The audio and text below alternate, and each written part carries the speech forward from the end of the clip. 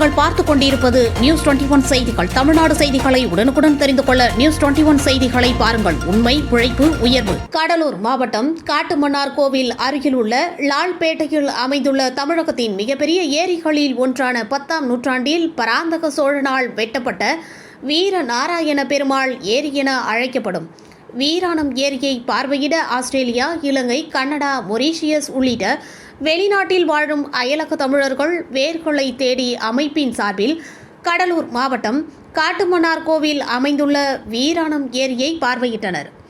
இந்த நிகழ்வை பொதுப்பணித்துறை சார்பில் ஏற்பாடு செய்திருந்தனர்.